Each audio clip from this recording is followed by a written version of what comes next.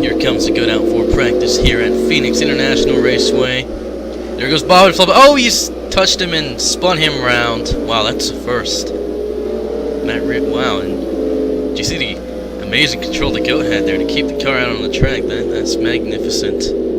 Fantastic, but it does look like he's just going to be coasting back into the pits. Thanks, Bob and Flubbo!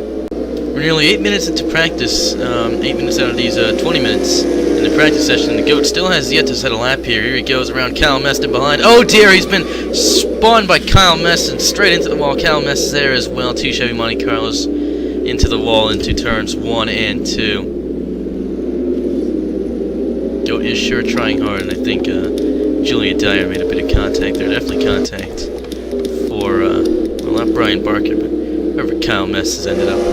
Yep. Oh dear. Here's the goat at Phoenix about to complete the first lap that he's actually going to be able to set here in Phoenix, in Arizona. He's right behind the 99 of Derek Campbell. Gives him a bit of a nudge. Ooh, that's a bit... Oh, Derek Campbell making contact at the wall there. That was pretty dirty from the goat, but he has managed to set a lap time. Oh, and he's just beating everybody by about 1.9 seconds.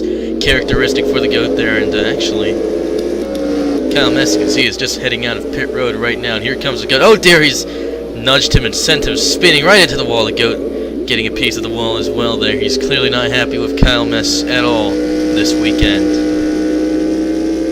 This weekend? It's Thursday. What am I talking about? My days.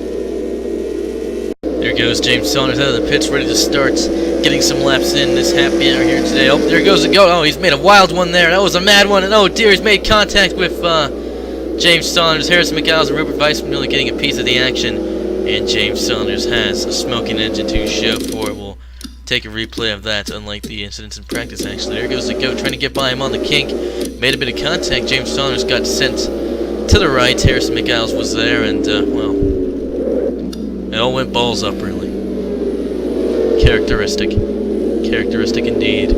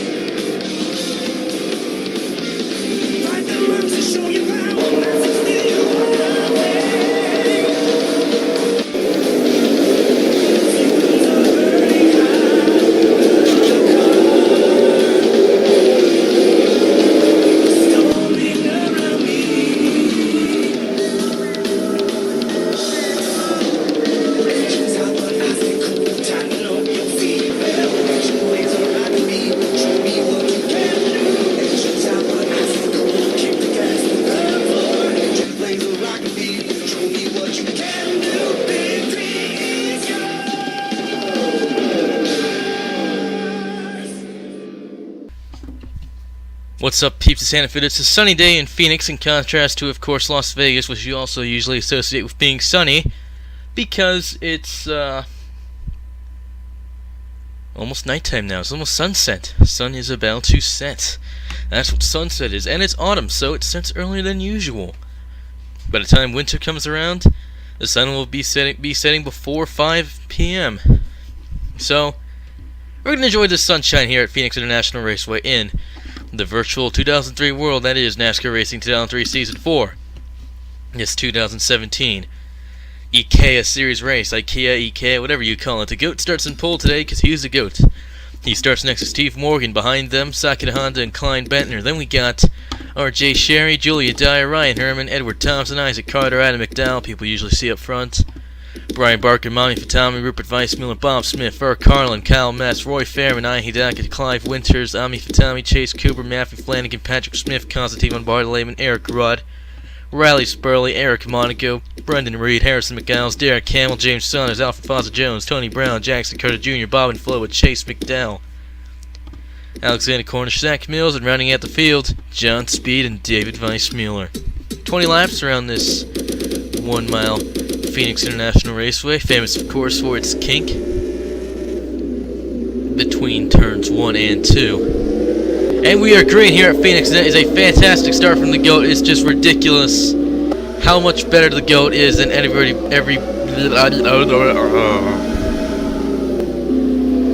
But that's him slowing down a bit into turn 1. There must be something wrong. Here he comes out of turn 2. Kleinbettner trying to get down on the inside of the GOAT.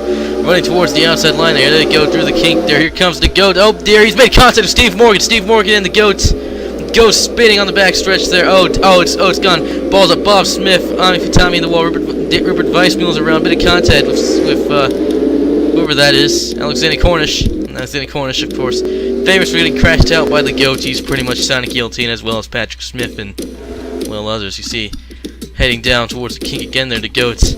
Going wide and trying to file in front of Steve Morgan. Absolutely no idea where he was. Edward Thompson got a bit of damage to his right side. And as the GOAT went spinning, something else went off.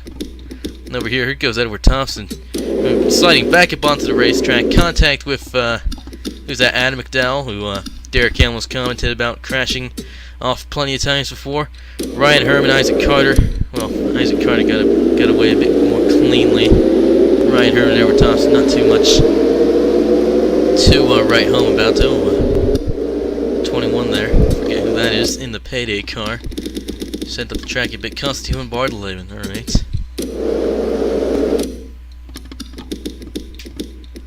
And of course, the guy who started it all, the GOAT there. Oh dear! Bit of contact for Eric Rudd. Oh my days! The GOAT's rolling across the track. He's made contact with Kyle Mess again. We saw him get mad at him in practice and happy hour, and that's the GOAT managing to get back onto his 4 wheels. We're gonna have to take a look at this incident again. Roy Fairman got spun, I believe, by Bob Smith into the path of one of the Fatamis, whichever one drives the Pontiac.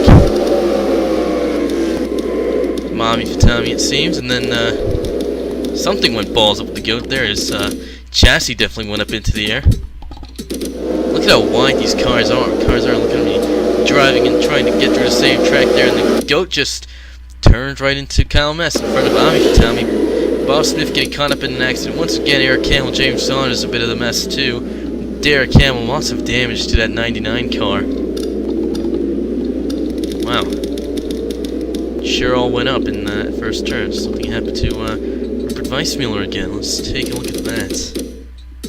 No, he's just recovering from an earlier accident. So, there goes a pace car, and, well, Kleinbettner's got the lead. What about that? Well then. So, now that's that. It's looking as if, rather unfortunately, Roy Fairman and Derek Hamill have retired from this race. They're out of the contest on laps 1 and 2. That's what it seems like. Go to the back of the field after having started on pole. And, well, the lights are still on the pace car today. They've gone out now. When we restart here, Kleinbettner, Julian Dyer, Sakita Honda, RJ Sherry, and Brian Barker will make up your top 5. The green flag is out once again here, lap 6 of 20 at Phoenix International Raceway. Hopefully we can get some green flag laps in. Here comes Ahidaka immediately trying to get by Brian Barker on the inside line, heading through turn 1 after that restart. It was a pretty decent one there, and yeah, that's definitely a bit of a challenge. She's giving the Dodge car driver, actually there's a Dodge car driver behind her as well, Chase Cooper, being pushed by one of the many Chevy Monte Carlos. Patrick Smith is a Chevy Monte Carlo behind him, Isaac Carter, and another Dodge behind them. For Carlin, we still don't know which Dodge that is, but the Dodge, for Carlin's paint scheme, kind of reminds me of the Benetton Renault from the 2001 Keep F1 series. It's a bit of an interesting anecdote. Random thing that I just happened to notice at present moment there, but Hidaka doesn't appear to be gaining any ground on Brian Barker. At least Brian Barker's doing a magnificent job of defending his position. Patrick Smith, on the other hand, struggling to defend his position from Isaac Carter, again fellow Chevy Monte Carlo driver, who appears to have a bit of damage to his roof. Colonel Sanders there, his cheek a bit protruding or something. That's a bit annoying, but I don't know, looks like Isaac Carter's going to take the position from Patrick Smith. For Carlin, could make a move here as well. There was nearly contact there, and Patrick Smith goes wide.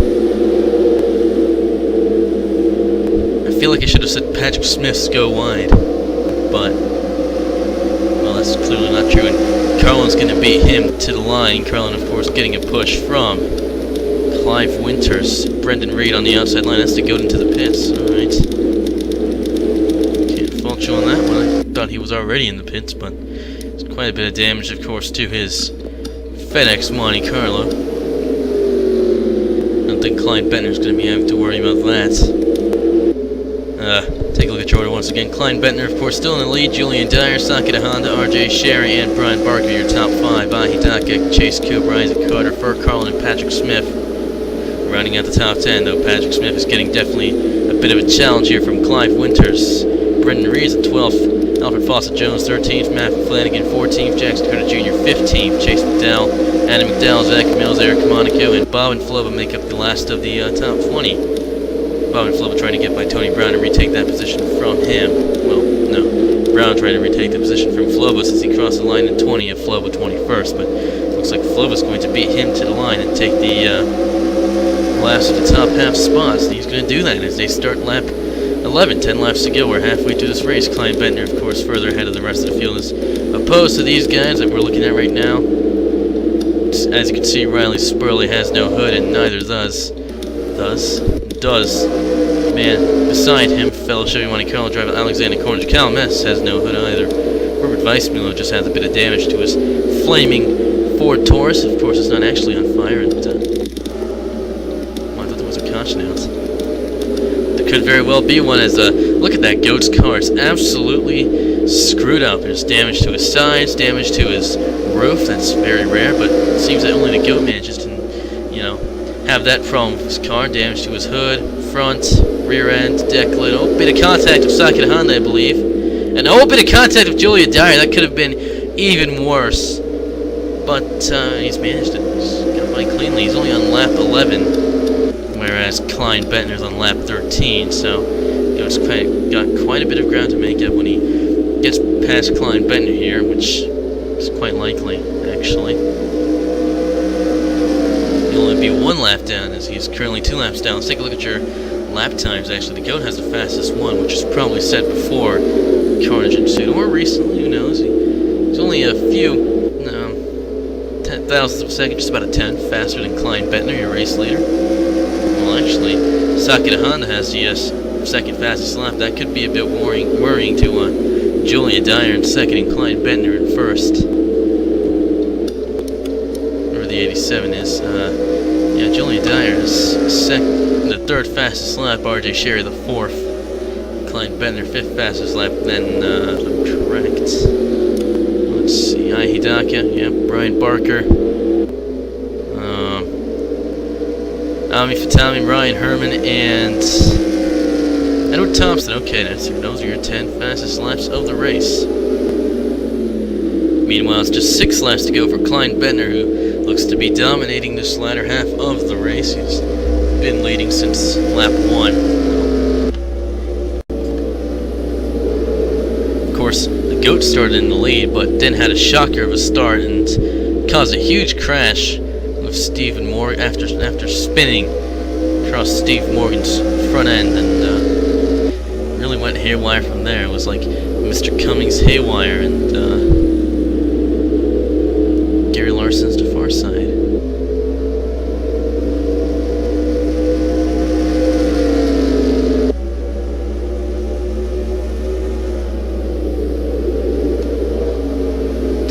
Much interesting going on at the present moment. We can change up the camera schemes a bit here. There goes the goat,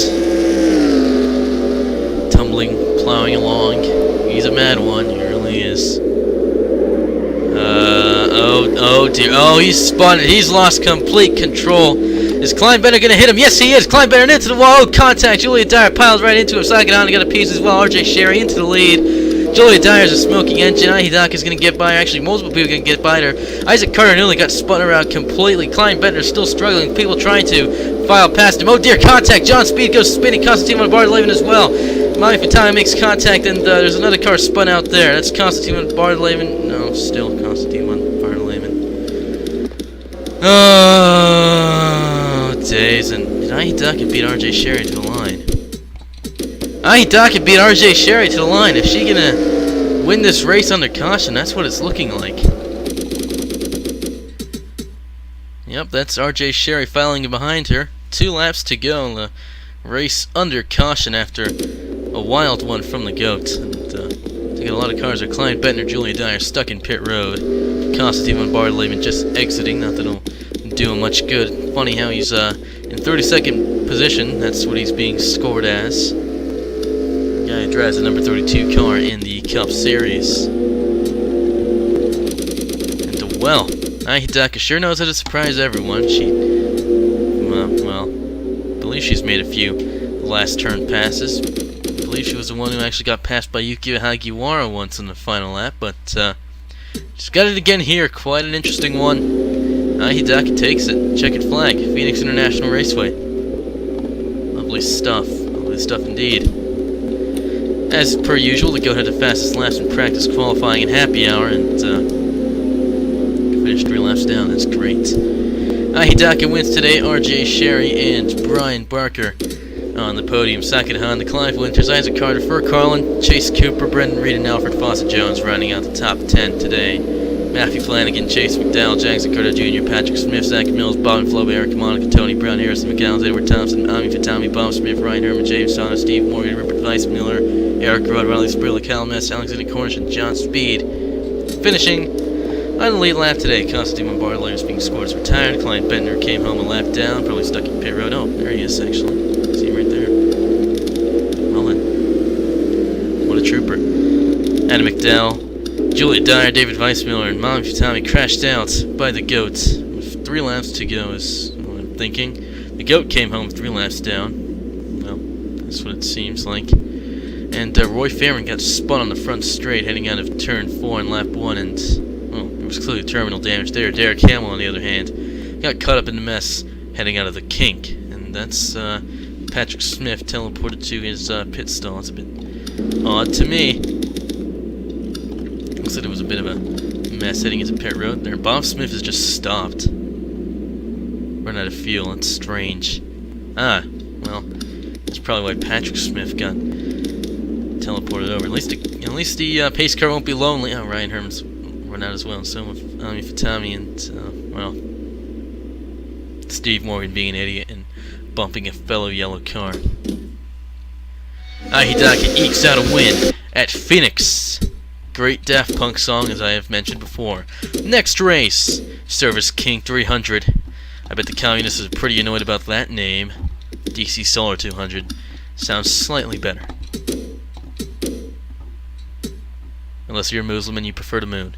Rupert Weissmuller's leading the points. That's great. Harrison McCallum second, Brian Barker third, the GOAT fourth, and Alfred Fawcett Jones fifth. Hidaka up to crikey, 24th place after a win today. James Saunders has got a win and he is in 29th.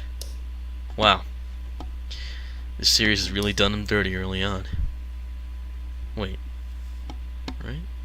Yeah, okay. Rupert Weissmuller has a win. And 2 top 10s. And 2 top 5s. Wow. Great. It's been Hannah Fudd. It's been a time and a half an honor, and I will see you in the next video. Haha, 69 laps completed. And Rupert Weissmuller is the only person to have completed all 69. Giggity.